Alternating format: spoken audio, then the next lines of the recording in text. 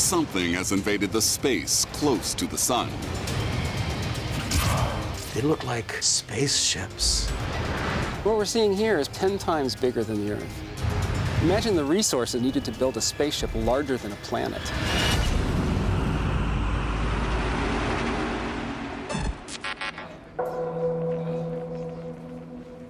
In March 2012, astronomers monitoring images from a solar telescope in Earth's orbit see something ominous just to the west of the sun's south pole. What the heck is that? It's Darth Vader's big vehicle, of course. It looks like the Deathstar from Star Wars. I certainly hope it's not a Deathstar. Otherwise, we're in serious trouble. Planet-sized tendrils appear to connect the globe of darkness to the sun's surface. This connection fuels speculation that the sinister sphere's presence near our star is no coincidence. Why would anybody visit the sun? Well, it might be a good place to refuel. The sun burns hydrogen, the perfect fuel for a starship. Could spaceships be refueling by getting as close as possible to stars and sapping up that energy, and that's what's fueling them through space? That image certainly raises that possibility. The sun puts out more power in a second than humanity has used in all of history. But the 3 million degree temperatures in the sun's atmosphere would destroy any human technology. We can't use the sun for a spacecraft, but that doesn't mean some very advanced alien race can't.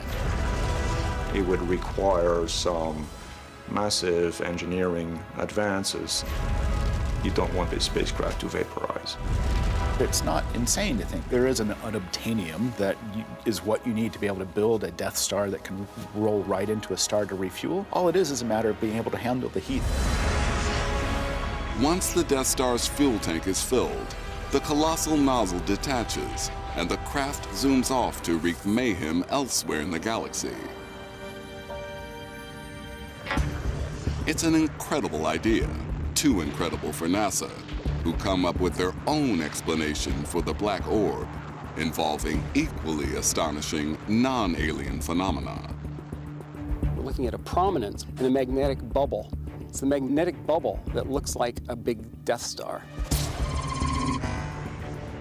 The tendrils are prominences, clouds of hydrogen clinging to the edge of the sun's atmosphere. The Death Star itself is a solar magnetic bubble the size of Jupiter, full of superhot plasma. The only thing holding the ball in place is a magnetic field, which can shift at any moment. Eventually they erupt, and that's what we're seeing at the end. This eruption off into space. So even though we don't see it here on Earth, there are these huge explosions going on in the sun all the time. Even if the NASA footage hasn't captured a planet-destroying Death Star, our sun is still a very real threat to civilization on Earth. The eruption seen here is a coronal mass ejection. It releases 1,000 times more energy than the Death Star bubble. If we take a hit from one of these, it can wreak havoc on Earth. These things can knock out satellites. Electronics won't function. It has effects on communications. It has effects on the power grids and power distribution. Even worse, wild variations in solar activity can push the Earth into prolonged ice ages, or cover the planet with sweltering jungles and burning deserts. The sun, it's the big guy on the block, and we have in the past ignored it at our peril.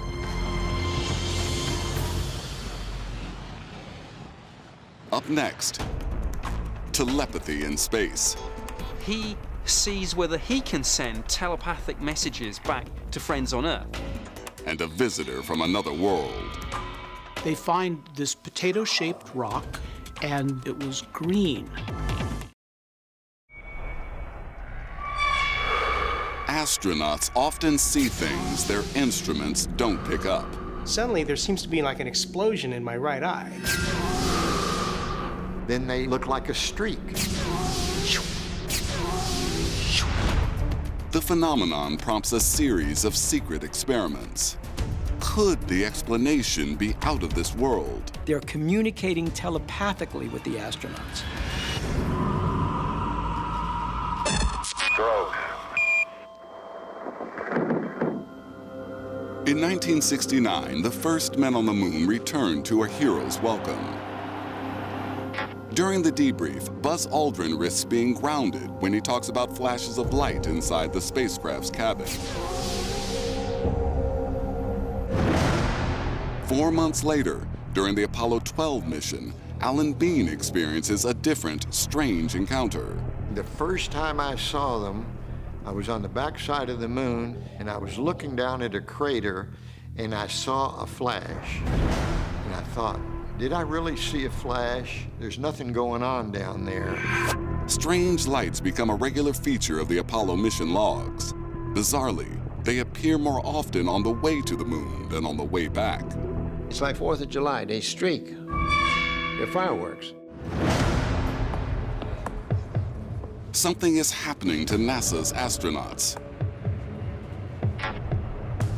With no conclusive evidence available, astronauts can only speculate about their experiences.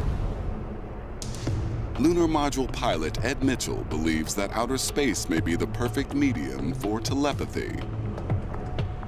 Without NASA's knowledge, he conducts his own experiment. Edgar Mitchell decides to conduct some ESP experiments. In space, he sees whether he can send telepathic messages back to friends on Earth, and vice versa. But Mitchell's efforts lead nowhere. These flashes have nothing to do with telepathy. NASA eventually decides to directly investigate the lights. A series of astronauts wear special goggles that record particles normally invisible to the human eye and report when they experience a flash. We put on night goggles, and then we'd sit there, and then maybe every minute or less, all of a sudden there'd be maybe a burst. We'd describe it. They are going by at an outrageous speed. Golly. The goggles record the flashes exactly as the astronauts describe them. So what are they?